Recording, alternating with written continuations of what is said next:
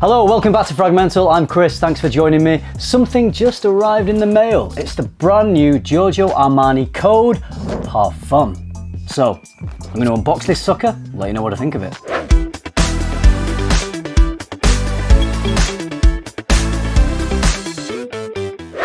This literally just turned up in the mail a few minutes ago, so it's hot, it's fresh, it's new, and I'm looking forward to unboxing it and smelling it. Armani Code, there's been quite a few. The original one released in 2006, very popular fragrance. It won awards. It's a pleasing, powdery, fresh fragrance. There's some tobacco listed in this, but I've never thought of it as a tobacco fragrance, but still very nice, fresh, clean, powdery fragrance that I enjoy wearing. And then there's been all sorts of flankers. One of my favorite all-time flankers is Armani Code Parfum. This is a sweet fragrance. There's a little bit of leather in there. It's a great fun clubbing scent. Also, I really enjoy Armani Code Absolute. Again, a really good fun take on the Armani Code DNA.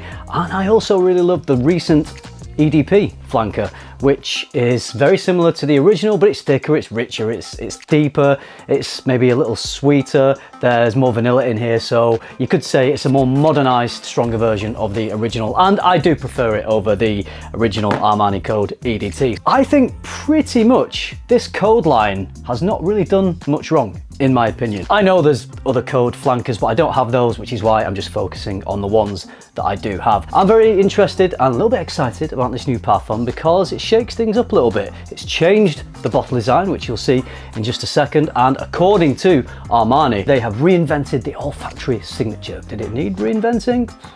I don't know. I feel like it was doing okay, but they've changed things. One notable note that I've seen is Iris. I love Iris. I love Dior Homme Intense, Prada L'Homme, all those kinds of lipsticky Iris fragrances. I can't get enough of those. But do we need another one? Do we need another similar smelling fragrance, another lipsticky Iris fragrance? And there are lots of brands doing this kind of Iris. Do we really need another one? Should Code be Code rather than just another irisy fragrance? Well, let's find out if the Iris is prominent and if it does something a little bit different. So here we go.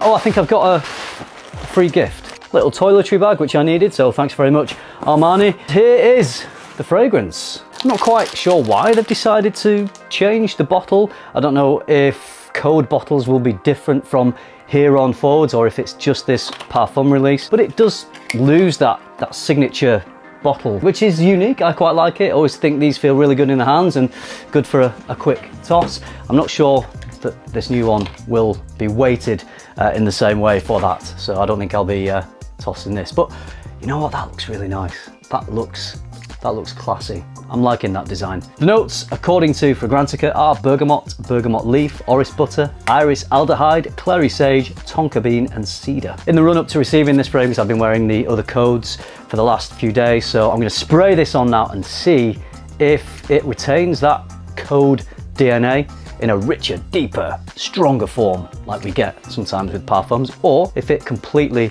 reinvents it, which it claims to do.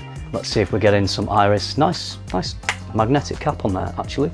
Yeah, definite Iris. This is really nice. I wouldn't say the Iris is quite like the lipsticky Iris of Dior Homme or Prada L'Homme.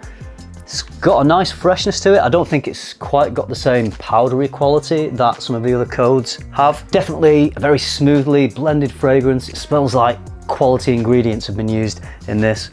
Very classy. The citruses are mingling in nicely with some of the sweeter notes. That's probably the tonka bean. So there's this sweetness mixed with the bright citruses, and then there's the iris in there. Sometimes bergamot can have a sharpness. It can be quite a sharp citrus, but it isn't. I can tell that there's some citrus freshness there, but it's not sharp or tart. It's quite smooth, which I'm really enjoying. I would say Armani have done what they said and completely reinvented the olfactory signature, because this doesn't really remind me of the original Code or any of the other Code fragrances.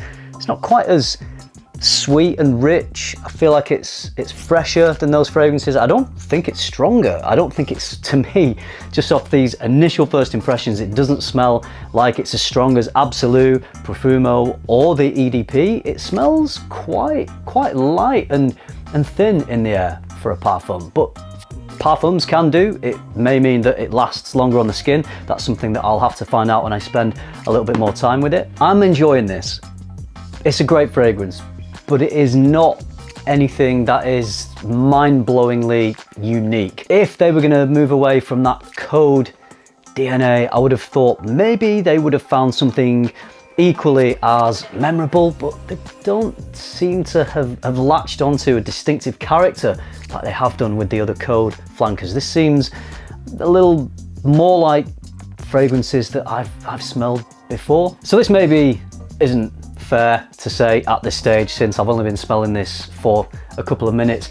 At the moment, I'm still preferring Code Parfumo, Absolute and the EDP. Probably do prefer it over the original Code, I would say. But yeah, I just feel like it's not as distinctive. It's not got as much character or attitude as some of the others. I don't think it's going to be as much of an attention-grabbing fragrance. I really feel like the other Code flankers, you wear those in a club, they're going to get noticed. They're good fun fragrances. If you're interested in pulling in a few compliments, then those are certainly the fragrances to do that. I don't think this one is. I think this one is maybe a little more refined, but a bit more under the radar. It doesn't feel like it's got this massive wall of projection. Maybe that's what they're going for with this. Maybe they are going for something that is a little more dialed back, a little bit more refined, a little bit more grown up, a little classier perhaps, but it certainly doesn't have that energetic fun factor that the other Code flankers do. So first impressions, it's nice.